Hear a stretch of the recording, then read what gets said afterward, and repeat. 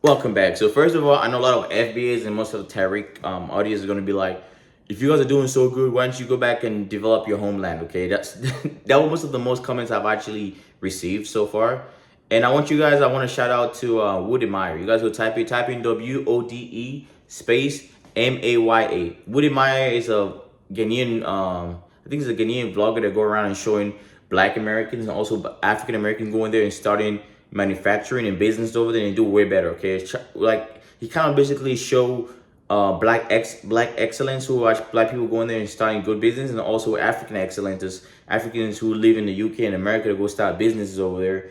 And because I actually want to say this because a lot of Black Americans think like, oh, you guys are not doing better. Africa is poor. Africa is that. So I want you guys to basically go see the Black excellence and the Black African excellence that they're doing. That we're building hotels. We're building all these good things. Okay.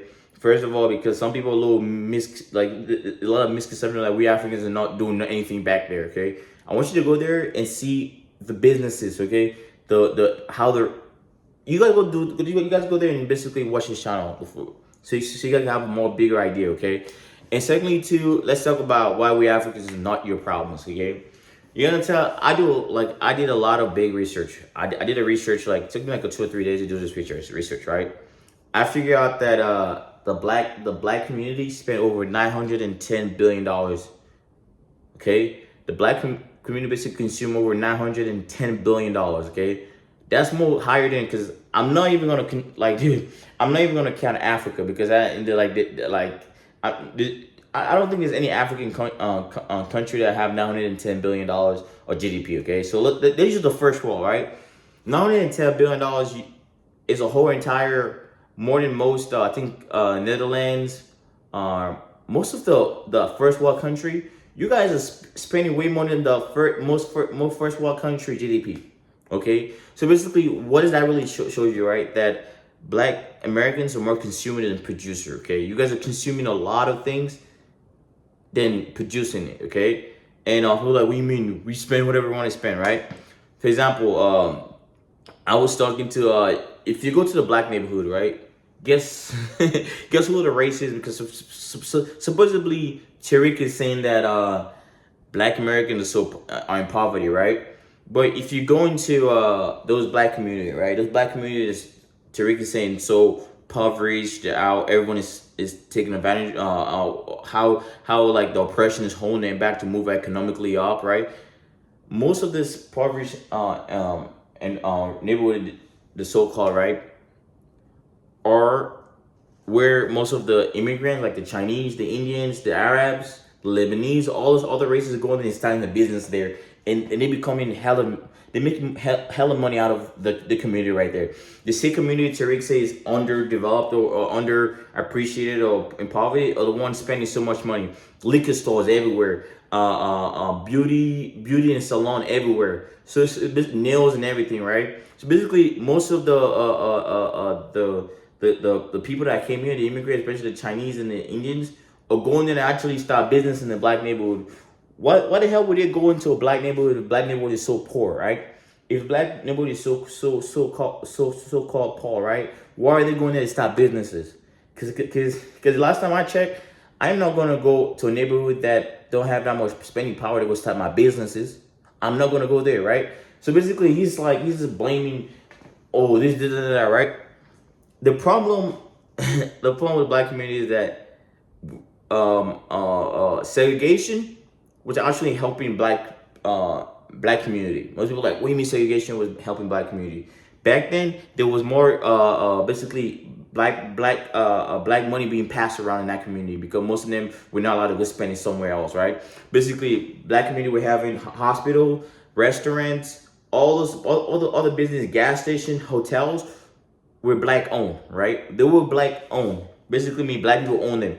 Even my dad told me that because my dad moved here in the 70s, and they told me like from the 70s all the way to the 90s, most of the gas station, most of the hotels, most of the businesses back in the hill were owned by black people. Okay, what happened? No one's talking about it, right? So basically, I mean, we spending so much money consuming other people product that we're not producing anything, right? But let me tell you out there, he's not complaining. Does that reparation is not going to do anything if we're using that same money instead of empowering ourselves and empowering the community, you're going to spend that money back into the white community. Basically, we can have reparation, and that money is going to go back into the white man.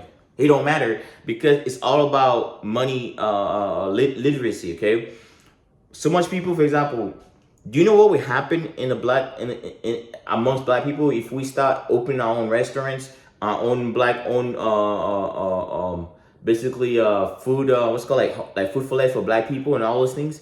Imagine we start opening our own boutique, we start opening our own beauty and salon, our nail shop.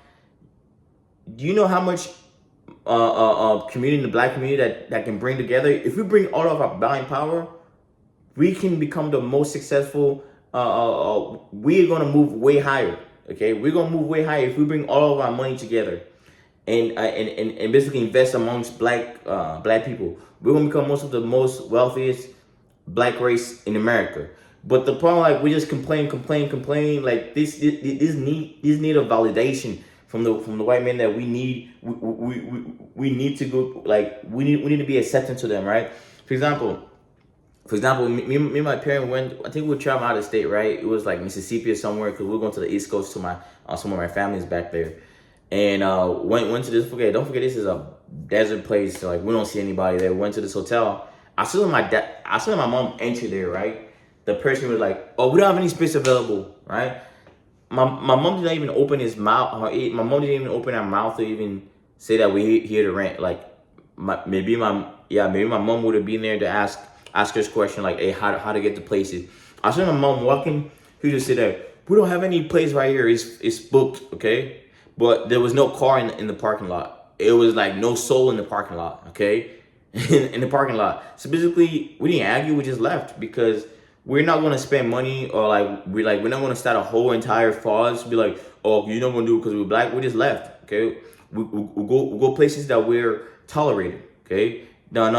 Nowhere we tolerate places that want us. Right? We don't want to spend money where we're the same people who don't want us. Like, for example, I walk into for example, me and my mom went there to buy some because my mom usually use hair grease for her hair. She went in there to buy hair grease, and the Asian lady stopped following her around, right? So we just left. We left everything because we there to buy, right? We just left everything and we left, right? We left because, first of all, we're not gonna go into we're not gonna walk into a store where these people are falling around thinking we did to steal, right? We just left because that's the problem.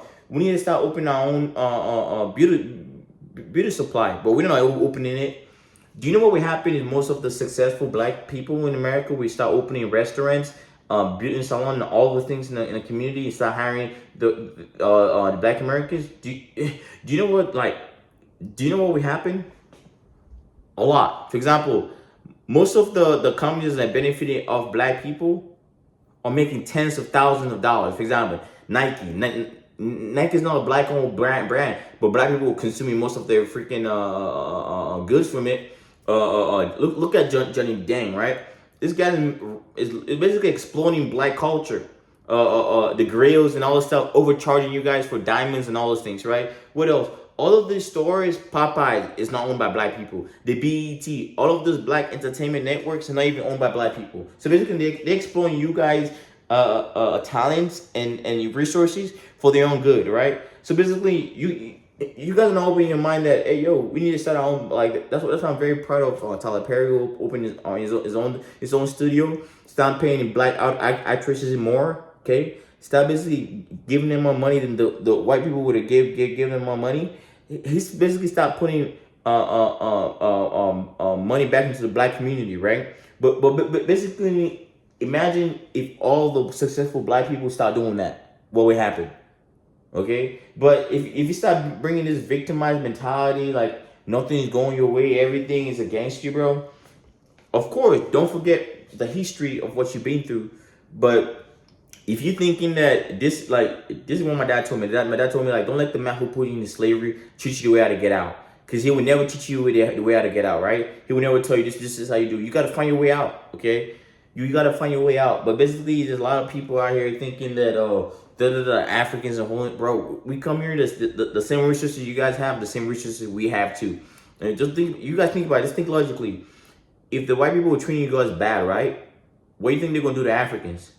They'll be like, oh, we have special treatment. We don't have no special treatment. For example, let me tell you something about the culture. The difference between us getting going home versus the especially when we get pulled over. The difference between the black versus the African is like African. Like this is what my dad told me when I first came. It's kind of messed up. My dad told me never forget you not in Africa. You basically in basically means it's kind of say that you in a white man country. Basically mean you should never forget where you're from, because at the end of the day, don't act like don't come here and basically don't come here and basically try to thinking that you're the majority when you're not the majority. Tell me that if a cop pull you over, don't try to argue with them because of what brutality and everything. Because at the end of the day, you would want to go get beaten because you find yourself where basically you find yourself where you're the minority. You basically gotta come here, humble yourself, get basically work hard and get research and get whatever you want to get and then move. Okay, but the problem is that when we get stopped, for example, I was stopped like 2 days ago, right? What I did, I put all my windows down, put my hands on the wheel, got my ID, and said, "How you doing, officer? Here you go." He give me a stop check, boom, and let me go. Okay, I didn't start arguing like, oh, you told me because I'm black, race. I didn't stop that. Basically, how you doing, sir? How you doing, sir, officer? How's your day going? Like, oh, pretty good. Oh, thank you for asking. You're like, okay, I'm gonna check real quick. If you have no ticket or anything, I'll let you go. Boom, that was over. Less than 2 minutes, I was gone about my business. Right? Less than 2 minutes, I was gone about my business. Okay, if I start there and argue with them, there's gonna be more problems. Okay, so stop saying we Africans are the problem and all this stuff. Let me tell you out there. I want you guys to do the experiment, right? If we go there and start our own businesses, right? We go there and go open. This one I want dare any black people who saying that we Africans are against da da da. You go there and start your own business. Go open the same beauty salon, near a Asian store, and see where the black people are going to go to. They're more likely going to support the Asian than the black than the black owned store. Okay, they're basically going to support the Asian store and the black owned store. Do you know why? Do you know why I say that though? Do you want to say that? Because my dad is a business owner. He fix washer and dryer, right? But guess what race is calling him the most, right? We go to majority of black church, right? Majority of them are black church, right? None of them are calling them. Only a few percent, not even 1% of the black church. They all knew that my dad fixed washer and dryer. These are black Americans. My dad, like my dad fixed washer and dryer. Only few of them call my dad. Majority of who are calling them are either whites, Mexican, or other races. Those are the ones calling my dad to go fix his washer and dryer. None of them are calling my dad. They don't mind calling another race of people to go fix their washer. It is crab in the barrel mentality, thinking that if you go help another black man, you're gonna empower them. It's a little thing that if a black, like for example, anytime a black man talk proper, like, oh, he's trying to sound white. Anytime a black man, anytime a black man trying to do better than what that the current situation, oh, he's trying to be white, he's not black. All this mentality is what is stopping the black community. That if a black person start talking proper, oh, he's white. If a black person start going to school, oh, he's what's going on? It's like it's a square. Oh, it's not black no more. Because he's trying to afford himself into education. So all of the things that are stopping black community, but no one's talking about it. Okay, but he's out here preaching hate towards my community, and we tired, bro. We're not gonna sit there and let that shit slide. So I hope you guys have a wonderful day. I'll see you guys later. Peace out.